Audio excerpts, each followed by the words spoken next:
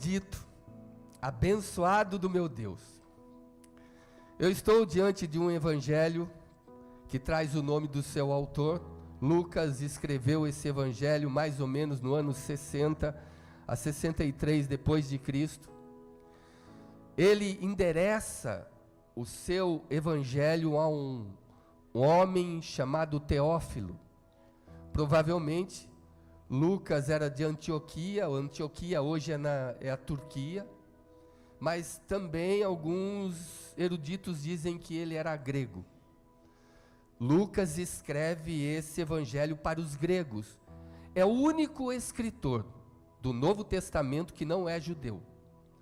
E ele endereça a Teófilo. Provavelmente esse Teófilo é alguém que bancava Lucas nas suas viagens missionárias com Paulo. Ele era médico e ele acompanhava fielmente Paulo nas suas viagens missionárias. E talvez Teófilo fosse um dos que Lucas poderia ser um procônsul romano, ou poderia ser também de Antioquia, mas ele era muito rico e provavelmente era um dos mantenedores da igreja. E talvez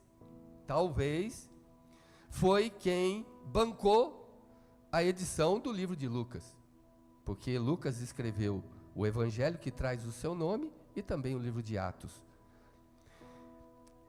Mas nós vamos pegar um pouquinho de Lucas agora. Ele é um evangelho sinótico, que é um evangelho que traz várias histórias de acordo com os outros evangelhos sequenciais. E ele relata alguns episódios de maneira ímpar. E Lucas é muito detalhista. É muito rico o evangelho de Lucas. Por isso que dizem que ele escreveu para os gentios. Esse evangelho foi escrito para quem não era judeu, para que pudesse entender, e por isso ele foi endereçado a pessoas fora de Jerusalém. Se eu perguntar aqui a você, se alguém já chorou, isso é demagogia, porque todos nós já choramos. Resta saber pelo que nós choramos. Por que nós choramos? Em que situação nós choramos? O que nos levou a chorar? Ou por que eu quis chorar? Ou por que eu e você fomos obrigados a chorar? Mas que todos nós já choramos? Já choramos. Já choramos algumas vezes. Eu já chorei por desobedecer meus pais. Eu já chorei por um dia bater no meu irmão. Eu já chorei por me levantar contra o meu pai. Eu já chorei por uma derrota. Eu já chorei por machucar pessoas. Eu já chorei porque fui machucado. Eu já chorei porque fui derrotado. Eu já chorei porque fui traído. Eu já chorei de várias maneiras. Dizer por que eu chorei. Eu já chorei porque eu queria comer alguma coisa que não dava para comer, minha mãe deu para outro, deu para o meu irmão a comida melhor, a coxinha. Eu já chorei, eu já fiz birra. Você também já fez isso, tenho certeza. Você já tentou fazer chantagem e começou a chorar e não parou mais, nem vontade tinha de chorar, mas queria chamar atenção para si. Outros já choraram porque a vida foi dura, porque parece que com a gente tudo é difícil. Parece que do nosso jeito, todo mundo tem de alguém ou alguma coisa fácil. Mas comigo não, tudo é difícil. Parece que eu tenho que matar sempre um leão por dia. E eu tenho que deixar o outro amarrado. Porque se eu deixar vivo, eu posso morrer. Parece que a vida é dura. Então eu não tenho socorro, eu não tenho alívio, eu não tenho lugar, eu não tenho ninguém para ajudar. Bate o desespero, tem conta para pagar, tem aqui, tem pressão ali, tem filhos lá, tem gente que não valoriza, tem gente que não vê o meu esforço, tem gente que não vê que eu trabalho, que eu ralo, que eu sofro, que eu choro, que eu sinto, e quando ninguém vê o que eu estou passando, eu fico encurralado e ensimesmado, eu vou para dentro de mim e começo a chorar. Tentando encontrar alívio em algum lugar. Os evangelhos dizem que Jesus chorou pelo menos 3 vezes, publicamente. Quando Lázaro, seu amigo, morre, João capítulo 11, dos versos 25 em diante, narra o episódio e diz que Jesus chora quando vê o seu amigo morto. E ele chora por ver o que a dor causa ao ser humano, porque a morte rompe um ciclo, para um projeto de Deus. A morte para, então quando Jesus olha Lázaro tão jovem morto, ele chora, porque parou um projeto. Depois o texto sagrado em Lucas 19, 40 em diante, diz que Jesus avista Jerusalém. Ele está olhando e quando ele olha toda Jerusalém, ele chora sobre ela e ele fala: ah, se tu conheceras o dom de Deus, é Ele o dom. Ele fala: ah, se você pudesse me entender, se você pudesse saber quem é que está pisando aqui na sua terra, ó Jerusalém, eu quis te ajuntar como uma galinha junta os seus pintinhos e você não quis. Virão dias que vão te espalhar sobre a terra. Se você conhecesse o dom da visitação. E diz que ele chora, o seu amor ali extravasa, o seu coração ali é tomado de uma compaixão por Jerusalém e amor indescritíveis. Depois do texto sagrado também em Hebreus, capítulo 5, verso 7, diz que ele chora, diz que ele dirige súplicas, clamores e lágrimas àquele que poderia salvá-lo da morte. Diz que ele chora antes da crucificação, e não há consolo para ele. Os discípulos que estavam com ele, ele diz: olha, vigiem comigo, minha alma está angustiada, abatida até a morte. E os discípulos dormiram de cansados. E ele vai para os discípulos e fala: vocês não conseguem vigiar nem 1 hora comigo? E ele volta e ora, os discípulos dormem. Na 3ª vez ele disse: basta, já vem o príncipe deste mundo. Essa é a hora das trevas, para essa hora eu vim. E naquela hora ele chorou. Eu já chorei muitas vezes, você já chorou muitas vezes. E eu já chorei por pessoas que perderam pessoas. Eu não tinha o que fazer, no desespero de vê-los chorando, eu chorei junto. E eu acho que você já chorou com aqueles que choram. Acho que você já passou por isso. Eu já chorei também sozinho, quando ninguém compreendia o que eu queria fazer.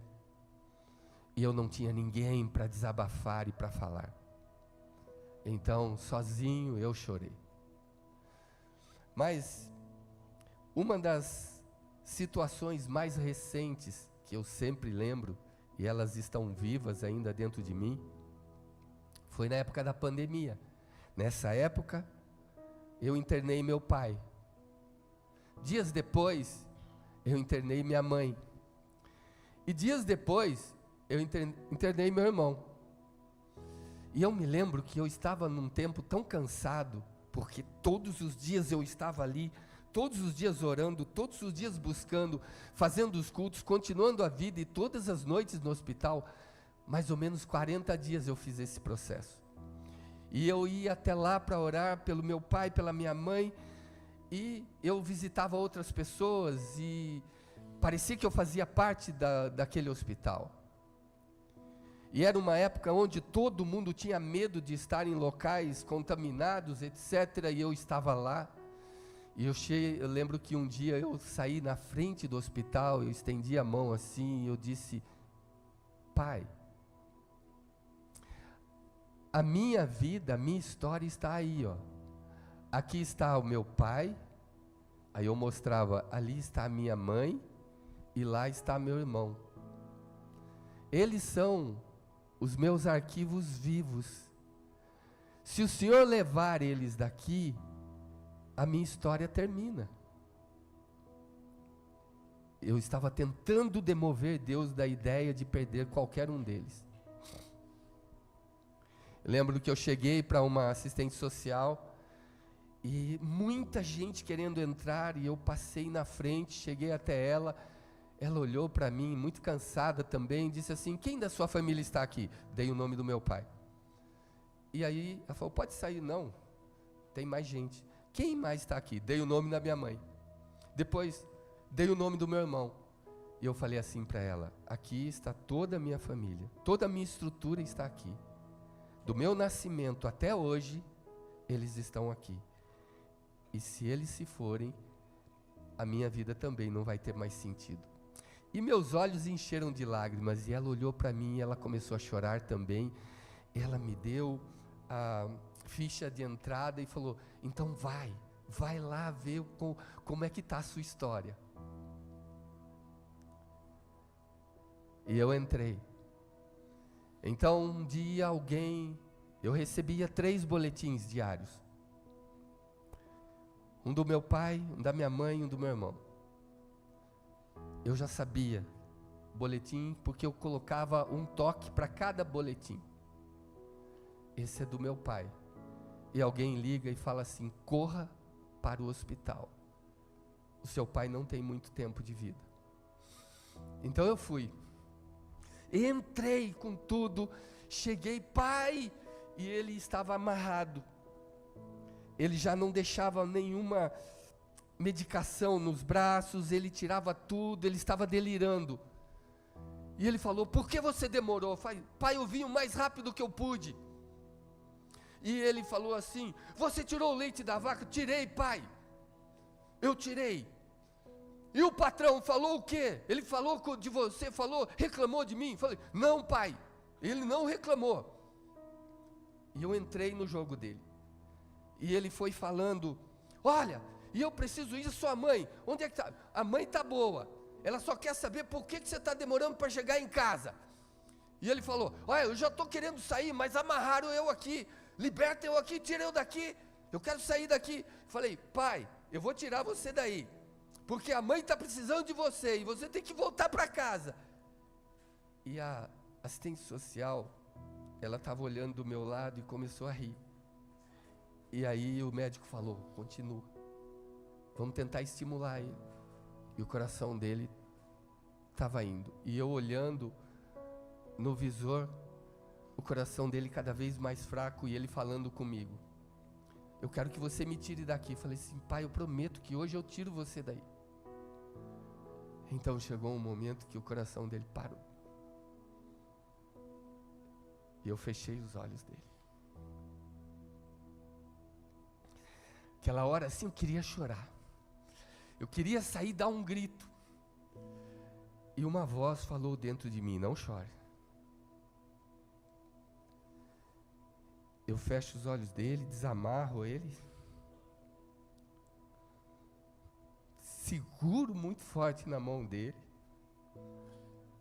e ali eu me despeço do meu herói. Eu me despeço do homem mais forte que eu conheci. Forte porque ele não brigava, ele vencia todo mundo na paciência. E a paciência é um dos maiores dos guerreiros. Eu não consegui aprender com ele, eu sou muito sanguíneo, puxei o lado da minha mãe, mas ele vencia todo mundo calado. E eu me despedi do meu herói. Aí, peguei a documentação dele, peguei a roupa dele, fui para fazer toda a documentação e assinar o óbito, dar entrada. Fui na funerária, fizemos tudo. E quando terminou, eu estava voltando para casa, madrugada dentro. Lágrimas saíram dos meus olhos e eu falei: Deus, eu te agradeço porque o Senhor deu tempo suficiente para o meu pai se encontrar com o Salvador. Mas eu ainda tinha minha mãe e meu irmão lá. 2 dias depois, recebo um telefonema: meu irmão, seu irmão está de alta, vai receber a alta hoje. Então vem para cá para assinar a alta dele. E eu vou, fora de hora. E chamo todo mundo: olha, vamos lá. Só que em seguida eu recebo outra ligação de outra ala do hospital. Corre, venha o mais rápido que você puder, que sua mãe tem só alguns minutos de vida. Eu saí de casa, correndo, recebi meu irmão, entreguei para a família, fizemos a festa ali na entrada, e eu disse a ele: leva ele para casa, vamos nos alegrar com ele. Tiramos um daqui, leva para casa. E eu fui entrando para assinar o óbito da minha mãe. Eu assinei a alta dele, estava assinando, só que antes de assinar o óbito eu falei: eu quero ver minha mãe. Não, assina, não, eu quero ver minha mãe. Então eu chego, minha mãe tinha acabado de partir, eu fecho os olhos dela, eu cubro a minha mãe. Eu não sei se você consegue imaginar, mas ela foi a mulher mais incrível, mais espetacular, mais preciosa, mais importante da minha vida. E a dor que entrou ali, ela é dilacerante, ela é arrasadora, ela é terrível, ela é inexplicável, ela não é desse mundo, ela é estudável, porque a gente sabe que dói, mas a gente não consegue definir, porque ela não é desse mundo, ela não mora em nós. Quando ela vem, ela simplesmente sucumbe, o corpo treme, ele fica exaurido, esse corpo aqui não suporta. A alma, ela começa a questionar o inexplicável, ela começa a se perguntar, ela quer encontrar uma resposta. A consciência, ela fica tão inquieta que ela começa a perguntar por quê. E o nosso espírito, ele conversa com o destino. Era a hora, não podia deixar mais um pouco. E ali foi embora a minha intercessora. Então naquela hora eu queria sair, dar um grito. E quando eu cubro ela, eu a coloco num outro local. E as pessoas estavam me olhando e falei: ele vai desmaiar, ele não vai aguentar. E uma voz falou assim para mim: não chore. É o mesmo processo. Eu vim buscar a documentação, peguei as roupas dela, fui na funerária, preparei todo o enterro, e forte como uma rocha, eu me despedi da minha intercessora. E quando ela se foi, no dia seguinte, eu olhei para o céu, eu fui orar pela manhã, eu olhei para o céu e aquele sol lindo, aquelas aves, e a vida seguindo o curso normalmente. Vi algumas pessoas que passavam por mim, treinando, alegres, e eu triste. Vi crianças brincando, e eu acabado, destruído. Eu vi as flores, as borboletas, eu vi os pássaros cantando, e eu estava de luto. Eu tinha vontade de acabar com a minha vida. Eu queria ir embora com eles. Quando você ouve do que está ouvindo e começa a ter uma visão de 2 multidões, você começa a entender o texto. Todos os dias nós nos deparamos com 2 multidões. Aqueles que choram e aqueles que riem. Nós estamos entre aqueles que vivem e aqueles que morrem. Todos os dias, quem está chorando pela perda de alguém, também está marcando no calendário o nascimento de alguém.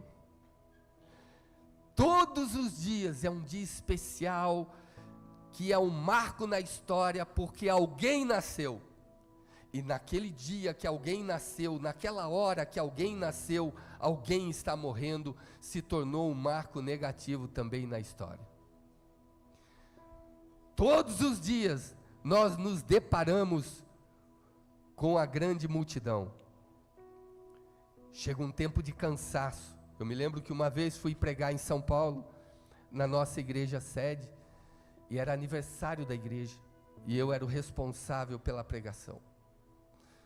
E eu estava em crise. E eu cheguei tão cansado, e eu falei assim para Deus: Deus, por que o Senhor me chamou? E uma voz falou assim ao meu entendimento: para pregar o meu evangelho às nações. E eu disse: eu estou tão cansado, eu estou tão triste, minha alma está tão triste. E eu me ajoelhei e pus a cabeça na cadeira assim, só fiquei assim, antes da pregação lá em São Paulo. E eu me ajoelhei e falei com ele, pus a minha cabeça na cadeira e fiquei ali. Falei: me ajuda a pregar hoje, que eu estou sem forças. E eu me lembro que eu fui para pregar, e no momento da pregação, eu fui tomado de um júbilo, eu fui tomado de uma graça, fui tomado de um gozo tão inexplicável que caiu sobre mim, caiu sobre aquele povo. Todo mundo foi tão cheio do Espírito, e eu fui tão renovado. E quando eu voltava para casa dirigindo, eu olhei para o céu, eu falei: Deus, meu corpo está cansado, mas eu pregaria a noite inteira, de tão renovado que eu estava. Lucas capítulo 7 me ensina isso. Ele diz assim: ia entrando Jesus na cidade de Naim, e com ele uma grande multidão. Ia saindo da mesma cidade de Naim, o mesmo lugar onde o sol nasceu para todos. Estavam ali, na mesma cidade, duas multidões, banhadas pelo mesmo sol, aquecidos pelo mesmo calor do dia, respirando o mesmo ar, vivendo no mesmo lugar, experimentando de sentimentos diferentes. Uma multidão tinha como referencial o autor da vida, olhava para Jesus, tinha acabado de ver os milagres através de Jesus, tinha acabado de experimentar milagres extraordinários, e eles seguiam a Jesus em todos os lugares. A outra multidão, o referencial já não era Jesus, era um caixão que ia à frente. Na primeira multidão, Jesus ia à frente. Na segunda multidão, um caixão ia à frente. O referencial era a morte. Era uma multidão que não festejava. Era uma multidão que ia calada. Era uma multidão que chorava. Na primeira multidão, ela era eufórica. Uma multidão que vibrava. Uma multidão que sonhava. Uma multidão que não olhava para o passado, vivia o presente e construía futuro, e era cheio de esperança. A outra multidão não tinha mais futuro, não vivia mais presente, só respirava passado. É uma multidão que só via todo o tempo a morte. As duas multidões estavam ali. Uma multidão na entrada festejando, uma multidão que a mesma entrada virava saída chorando. Essas duas multidões, uma repleta de vida, uma repleta de esperança, uma repleta de planos, planejamentos. Agora que encontramos Ele, nós temos vida. Agora nós vencemos a morte, agora nós vencemos a enfermidade, agora nós vencemos todos os seres espirituais que não vierem de Deus. Nós temos poder e autoridade. Essa multidão, ela não ficava parada nas coisas que não davam certo, elas respiravam. Essa multidão respirava milagres, sobrenatural, vida. A outra multidão, o referencial era a morte, era o limite, era o fim de todos nós. Então eles choravam, e duas multidões muito antagônicas se encontraram no mesmo lugar. Para uns era a entrada para um novo começo, para outros era a saída, era o fim. Acabou. É uma multidão que agora não tem mais o que fazer, já acabou. Qual dessas multidões você faz parte? Estamos entre os mortos e os vivos, os que vencem na vida e que, vivendo a mesma vida, o outro não vence. Estamos entre aqueles casamentos que se superam e continuam, e os casamentos que se acabam, se arruinam. Estamos entre aqueles que têm a expectativa de viver longos dias e não vive, e aquele que não tinha expectativa vive. Estamos no meio de duas multidões, entre aqueles que se alegram com Jesus e caminham com Ele, vão com Ele a qualquer lugar, para todos os lugares, porque creem que tudo é possível. Estamos entre aqueles que não acreditam mais, porque tudo já se acabou. Qual das multidões você pertence? Alguns de nós não param de olhar para trás, porque a gente olha o morto, a gente olha o que acabou, porque acabou, então a gente fica culpando alguém que acabou. Mas existe uma multidão que não tem tempo de olhar para trás, não olha no retrovisor. Existe uma multidão que se levanta na autoridade, no poder, no nome que é sobre todo nome, e ele se recusa a ficar parado no trágico. Existe uma multidão que pode ser eu e você, que tem um referencial de vida e olha sempre para frente e vai em frente, e apesar de tudo segue em frente, e ele entende a mensagem do Evangelho, porque a mensagem do Evangelho tem cura. E quando eu passeio pela Bíblia para tentar tirar ou curar aquilo que está doendo, sufocando e tomando completamente os meus sentimentos a ponto de me tirar as forças, o que eu tenho para fazer, o que eu posso fazer que me traga alívio? O Evangelho começa a me ensinar. Ele diz o seguinte, em Lamentações 3:21, comece a trazer à memória aquilo que te dá esperança. No meio do caos, não olhe o caos, não fale com o caos, não siga o caos, não veja o final, o seu final um caos. Traga à memória aquilo que te dá esperança. O apóstolo Paulo vai mais longe. Ele diz em Filipenses 3:13, esquecendo-me das coisas que para trás ficam, eu prossigo para o alvo. Eu vou levantar, tateando, eu vou cair, eu vou tropeçar, mas eu vou de joelhos, depois eu me levanto, depois eu vou mancando, depois eu vou correndo, mas eu prossigo para o alvo.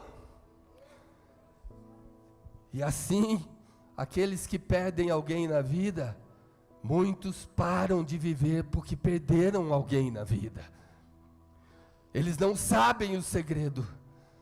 Eles ficam parados no ontem, eles se tornam cidadãos do ontem, eles se tornam os mausoléus andantes por aí, são aqueles nostálgicos que só têm ontem, morte, passado, dor, terrível tragédia que acometeu sobre a vida deles. Eles não têm outra coisa a falar, a não ser a dor da perda de alguém muito importante na vida. E Jesus, quando Ele chega para nós, Ele fala que eu e você nascemos para vencer.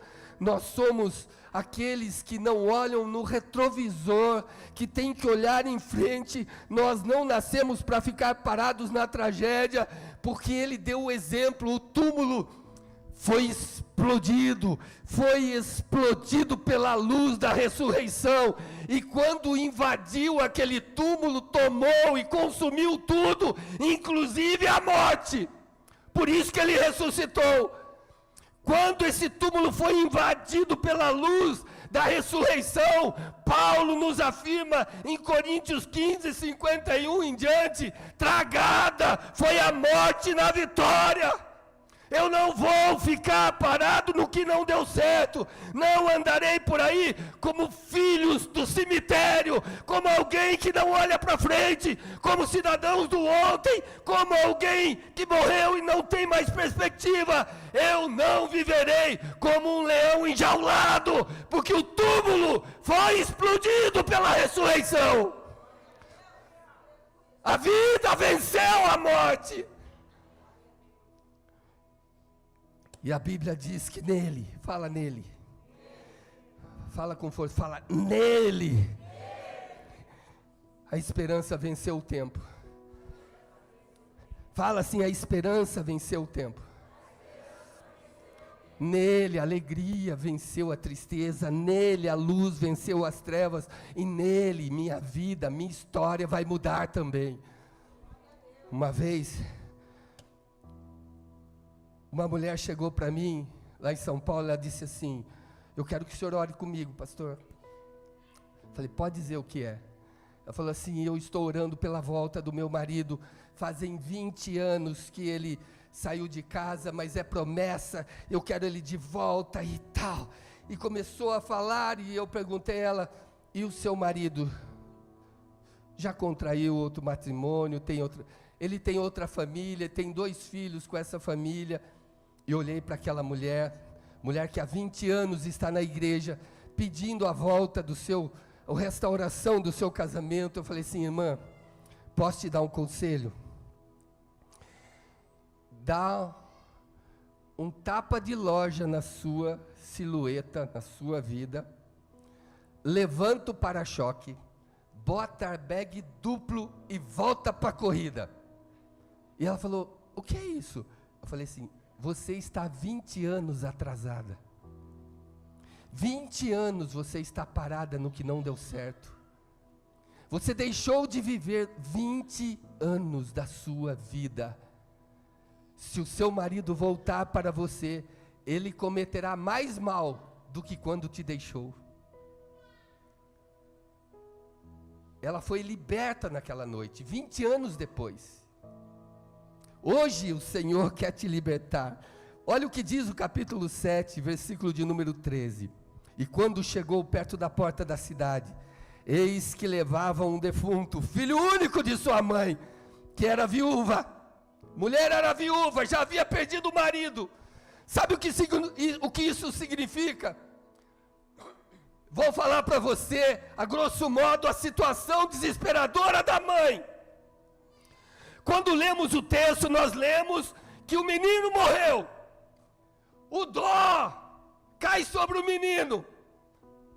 O menino era projeto da mãe. A mãe não era projeto do menino, mas o menino era projeto de vida da mãe. O que ninguém percebe no texto é que aqui o problema não é o filho da viúva que morreu, é a viúva que ficou. Eu vou dar a situação de uma viúva naquele tempo para vocês. Uma viúva, uma mulher que fica viúva, ela não tinha valor em Israel. Ela estaria fadada a ser escrava, mas se ela tivesse filhos, os filhos a sustentariam. Então ela ainda poderia morar em sociedade, em comunidade. O filho trabalharia, ela só tinha um filho, um único filho. Todas as esperanças dessa mulher foram embora. O projeto de vida dessa mulher acabou. Ela não tinha mais agora esperança o filho era investimento dela. Ela não tinha investimento, ela não tinha quem lutasse, ela não tinha quem trabalhasse, ela não teria quem trouxesse sustento para dentro de casa, ela não teria quem sustentasse ela, e ela acabou. Por isso que quando Jesus olha para aquela mulher, ela não olha para o menino. O menino ele ordena, porque é o projeto. A mulher, o menino, é o projeto da mãe. A mãe não é o projeto do filho, por isso que o filho foi embora. Tem casamentos que o marido é o projeto da mulher. A mulher se entrega corpo, alma e espírito.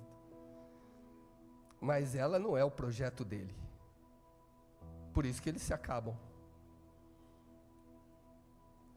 Aqui, o texto,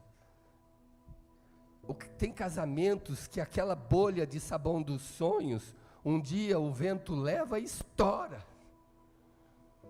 O projeto acabou. Era todo o sonho, o casamento era o sonho e acabou se tornando um pesadelo, porque agora há separação, os filhos ficam cada um para um lado, divididos entre pai e mãe. Se vive com a mãe, elogia o pai, machuca a mãe. Se vive com o pai, elogia a mãe, machuca o pai. Os filhos dividem e tornam a vida mais infeliz ainda. E a mãe fica cheia de culpa porque não pode dar o que o pai podia dar. Ou o pai fica cheio de culpa porque não pode suprir o que a mãe poderia suprir. Aí a bolha, aquilo que era um sonho, acaba se tornando um pesadelo. A grande diferença dessas multidões não é dinheiro, não é posição, não é lugar na sociedade, mas é o lugar para onde se olha. Presta atenção, o que é que o Senhor começou a nos ensinar aqui com essa palavra. O verso 13 diz que essas lições, elas precisam ser aprendidas agora no nosso espírito como se fossem água caindo no deserto. Tenta pegar. Jesus chega para ela e diz o seguinte: não chores. Fala, não chores. Olha o texto, olha o que o texto diz, meu Deus do céu. Vendo-a o Senhor viu, o Senhor conhece todos nós, amém, gente? Ele sabe o que, parece que Jesus é o nervo do universo. Aquilo que toca em você dói nele. Você entende isso? Parece que ele é o nervo do universo, que o que tocam em você, ele sente a dor. Por isso que ele fala para ela, mulher, ele quis dizer assim, ó, eu sei o que você está passando, não chores. Mas agora vem a pergunta, você que chora, como que eu não vou chorar? Me diga, por que eu não devo chorar? Ou então ela que não conhecia poderia falar assim, mas quem é esse? Que autoridade, quem é ele para falar não chore? E ele vai dizer, eu sou aquele que criou Adão da argila. Eu sou aquele que no deserto, para o povo de Israel, eu fendi a rocha e jorrou água que deu de beber para 4 milhões de pessoas. Eu sou aquele que entrei na fornalha com Sadraque, Mesaque e Abdenego, e no meio da fornalha eu dei a eles um caminho para passear no meio da fornalha. Eu sou aquele que entrou na cova dos leões e fechou a boca do leão para que não tocasse em Daniel. Eu sou aquele que quando o povo estava com fome, com apenas 5 pães e 2 peixes, eu alimentei 5.000 homens, e contando mulheres e crianças, deu 15.000 ainda, sobraram 12 cestos cheios. Eu sou aquele que quando os discípulos estavam atravessando o mar da Galileia, a tempestade se levantou, e o barco ia sossobrar. Eu sou aquele que disse, aquietai-vos, e o vento cessou, e o mar se acalmou. Quem é esse que fala comigo e com você, não chores? É o mesmo que criou Adão da argila, criou a mim e a você. é o mesmo que vai abrir uma rocha no meio do seu deserto, dar de beber a mim e a você, saciar a minha fome, mitigar a minha sede, é o mesmo que vai andar comigo e com você quando estivermos dentro da fornalha, é o mesmo que vai fechar a boca dos nossos inimigos, é o mesmo que do nada que você venha ter só 5 pães e 2 peixes, Ele ainda vai fazer sobrar, e é o mesmo que no meio da sua tempestade, Ele vai falar: aquieta. É o mesmo que vai falar, e Ele diz uma frase ímpar: não chores.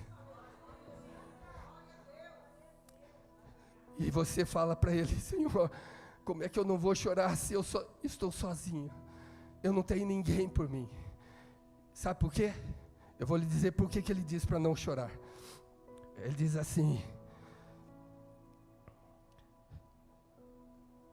a primeira condição para você sair da visão da morte, da situação da morte, para a situação da vida, é parar de chorar, é mudar de referencial. A gente chora quando não há mais esperança, e Ele está falando o seguinte: vinde a mim, todos vós, você que luta com a sua doença, vinde a mim, Ele está dizendo. Você que luta todo dia com a sua dificuldade financeira, vinde a mim. Todo dia, você que está lutando agora guerras espirituais de todos os tipos, Ele diz: vinde a mim, não fica chorando, vinde a mim, mude de multidão, muda de referencial, comece a olhar a vida, não chore, não chore, não chore, é o que Ele diz, porque o ato de não chorar é que te encoraja a ir a Ele. Ele disse: pare de chorar. Mulher, não chore. E a Bíblia diz assim: quando Ele chama ela para Ele, Ele diz o seguinte: vinde a mim. E se ela for até Ele, João 6, versos 37 em diante diz: aquele que vem a mim, de maneira alguma, jamais eu lançarei fora, jamais abandonarei. Então Ele fala: não chore. Não chore, se levanta, porque Ele está com você. E a Bíblia diz o seguinte: olha o que o texto me sugere. A compaixão, diz que Jesus é tomado, quando Ele olha para a mulher, de íntima compaixão. Antes de dizer não chore, dentro de Jesus, Ele já filtrou toda a minha e a sua história, toda a sua história de abandono, toda a sua história de desprezo, toda a sua história de vergonha, toda a sua história de desonra. O filtro já passou por lá e Ele te aprovou. Ele disse: não chores, quero mudar a sua história. Quero mudar a sua sorte. Ele já viu o que você fez. O diabo diz o que você fez. Ele vê o que você faz e por que você fez. E Ele disse: não chores. A Bíblia diz que a compaixão e o poder de Jesus só estarão à disposição daqueles que se encontrarem com Ele. Gente, as duas multidões se encontraram. O destino delas estava selado. A outra vibrava com tudo que se abria diante dos seus olhos. E aqui a palavra de Deus diz que hoje é o seu dia de sorte. Porque, fale assim comigo: Jesus está na casa. Você só precisa vir a Ele, se encontrar com Ele, porque Jesus está na casa. É encontro pessoal com Ele. A Bíblia diz em Mateus 18:20, onde estiver 2 ou 3 reunidos em meu nome, eu estarei aí no meio deles. Nós não somos 2, somos mais do que 3. Jesus está na casa. É só você ir ao encontro dele e ele muda. Você sai da multidão, muda de multidão, muda de referencial e recebe essa palavra. Não chores, porque há jeito para você. Olha o que diz a Bíblia no capítulo 7, verso 14. 3 coisas aconteceram aqui. Primeiro, ele para o cortejo fúnebre, ele para a morte. Ele para o processo de dor, ele para o processo de vergonha, ele para o processo limite de final de vida. Segundo, ele toca no esquife, ele toca naquilo que nos causa morte. E terceiro, ele fala ao jovem: a ti te digo, levanta-te. Fala assim comigo: acabou a festa do inimigo na minha vida. Você não entendeu? Em fé, você mudou de multidão. Ele chegou, você olhou para ele. A Bíblia diz que ele toca no que está matando sua vida. Ele muda a sua história. E a Bíblia diz que acabou a festa do inimigo. Por quê? Porque ele chegou. Ele chegou finalmente na sua vida. Ele chegou finalmente na sua história. Ele passou o cortejo de morte. Ele parou ali. Ele ordenou: para a morte. Todas as vezes que Jesus se encontrou com a morte, ele venceu a morte. E ali a Bíblia diz que ele para a tragédia na vida da mãe. A tragédia não era na vida do filho. A tragédia era na vida da mãe. A mãe estava agora em rota de colisão com a morte. Acabou o projeto de vida dela. Jesus para esse projeto de morte, de tragédia na vida da mãe. E ali, no mesmo versículo, a Bíblia diz que ele interfere na história da cidade, da viúva e do jovem. Meu Deus! Quando ele diz aqui que ele é o nervo do universo, é porque quem toca em você, dói nele. O inimigo que ousa tocar em você, dói nele. Ele vai interferir na minha e na sua vida de todas as formas, quando você decidir mudar de multidão. Essa palavra, não chores, é o primeiro processo de Deus para fazer reviver aquilo que se perdeu na sua vida. Eu falo para algumas pessoas, elas me procuram, choram muito. E teve um caso em especial que a pessoa já está chorando há anos pela morte do pai. E a menina não consegue mais se relacionar, não consegue mais viver, não tem vida social, não tem vida normal, não se alimenta direito, não dorme direito. Todos os dias acorda. Ela vê as coisas, as postagens do pai, ela rememora, ela revive, ela sofre. E eu disse a ela: Deus quer parar esse projeto de morte, começar um projeto de vida. E ela disse: eu não quero que Ele faça isso. Eu quero viver isso. Eu quero sentir essa dor para que Ele sinta como Ele foi injusto comigo em tirar meu pai. Se você não mudar de multidão, se você não mudar de referencial, o Cristo vivo nunca vai se apresentar a você. A proposta do Evangelho hoje é que ele vai parar a festa do inimigo na sua vida, se você quiser. Olha o que diz a Bíblia em Lucas 7, 14 e 15.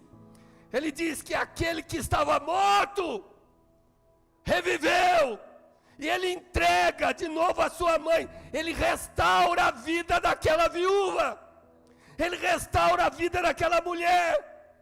Então, é algo para se pensar. Qual é o seu projeto de vida? Onde você põe sua confiança? Quando eu me casei, e nós tivemos a Sara, eu vivia para a Vânia e para a Sara. E eu falava: Toda a minha vida era para elas. Eu acho que mais do que Deus, eu vivia para eles. Tudo era, eles eram o meu projeto de vida. Mas a Sara ia crescer. E a Sara ia querer ter vida própria. Ia querer se casar. E talvez eu não fosse o projeto de vida dela. Mas eu queria que minha filha ficasse dentro de uma caixa.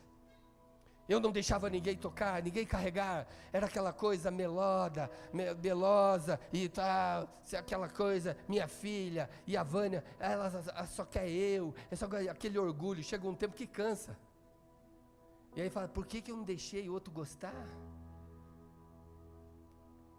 Porque chega um tempo que os filhos começam a desobedecer. Chega um tempo que os filhos querem vida própria. E os pais descobrem que você, mãe, o filho era o seu projeto de vida, mas para o filho você não era o projeto de vida dele. Presta atenção. Eu vivi a vida inteira para o meu marido. Pois é. E agora? Agora ele está com uma 20 anos mais nova. Ele era o seu projeto de vida. Você não era o projeto de vida dele. Essa mulher me ensina muito. Cada vez que eu sinto dor, eu vasculho onde é que doeu. Eu vou buscar por que eu caí, por que doeu, por que dói tanto, porque eu não quero sentir novamente. Eu tenho que saber isso aqui para diagnosticar o meu próximo passo. Eu preciso saber, senão eu não vou longe. Você precisa ter sabedoria. A palavra de Deus aqui, quando ela vem de maneira tão intensa falar comigo dessa forma, Jesus, quando Ele restaura, porque o que eu estou falando para você é polêmico.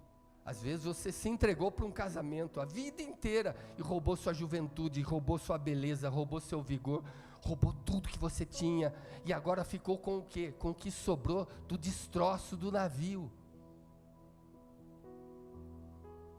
Quando a gente fala para as pessoas, ó, presta atenção com quem você vai se relacionar, vai se casar. Se você se casar com uma pessoa que é come e dorme, que é bracinho curto, você vai sofrer lá na frente. Pai, mãe, ele só tem um olho direito e não é igual aos outros. Olha a orelha dele, olha o dedinho do pé, olha que graça. Onde eu vou achar outro dedinho desse? Você vai achar um dedo no olho se você não abrir o olho agora.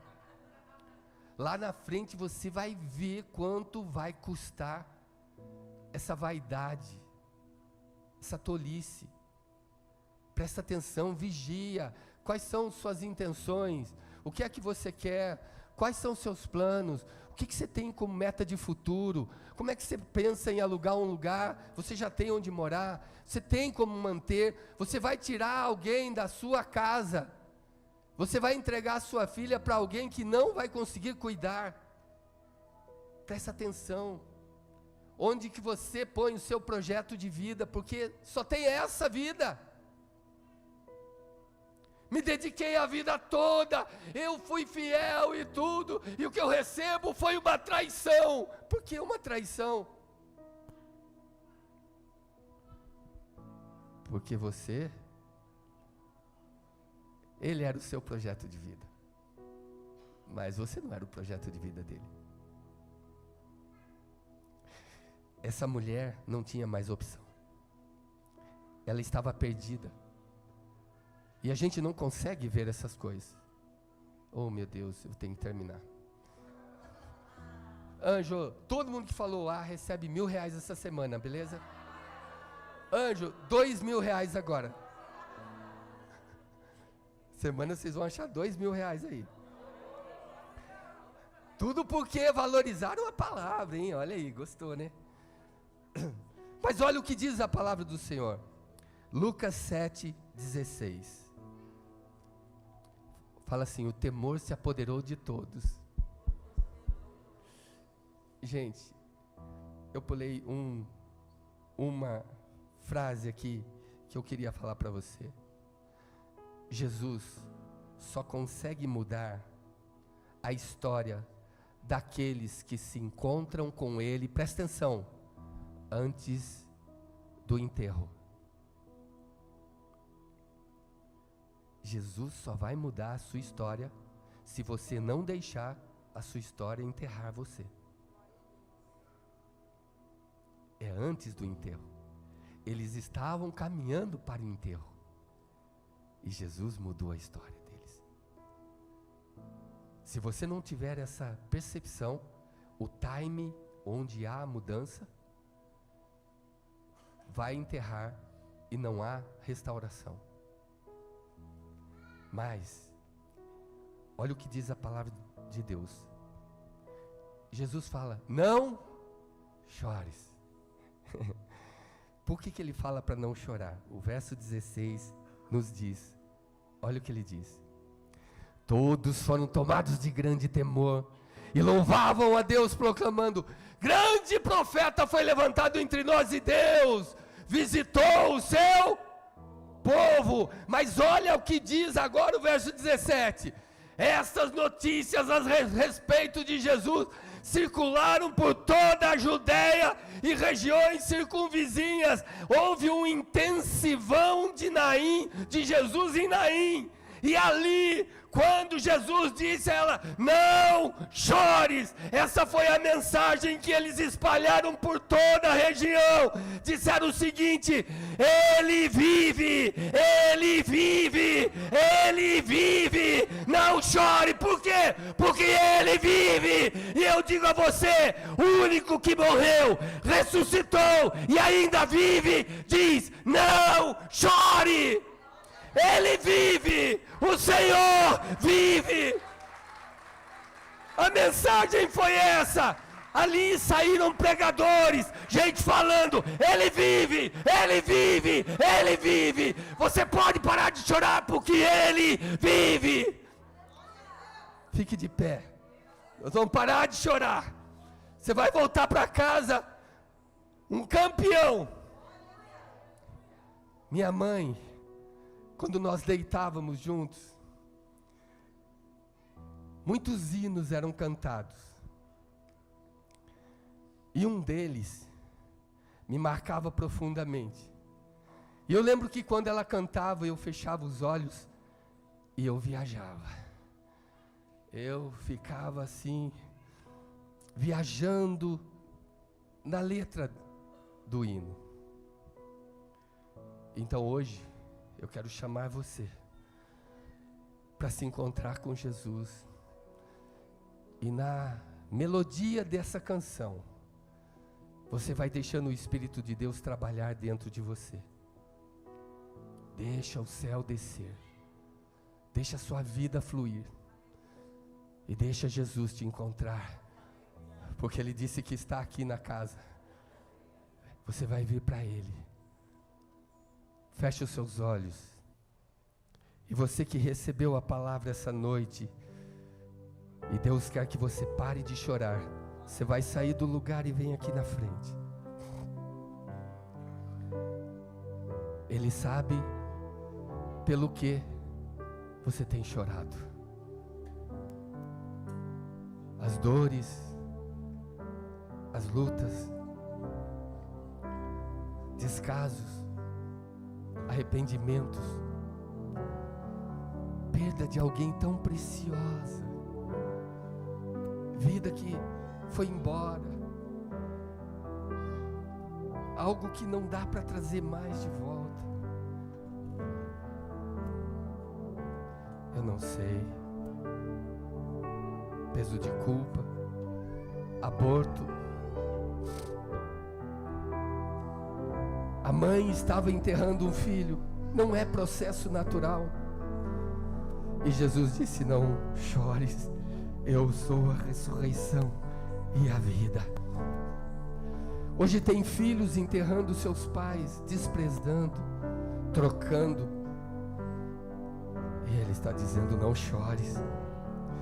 Se ainda a sua família te abandonar, eu, o Senhor, te recolherei. Eu guardarei, eu protegerei.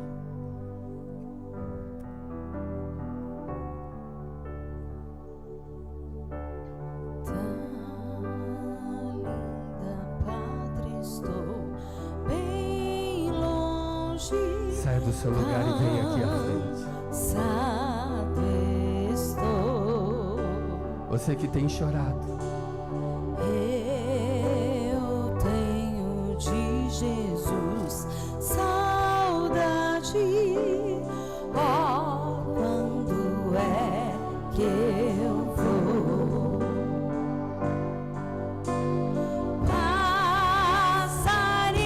Passarinhos, belas flores querem me cantar. São vão terrestres esplendores, mas contemplo meu lar. Jesus me deu sua promessa, vem me buscar. Meu coração está com pressa, eu quero já voar. Meus pecados foram muitos, fui culpado sou.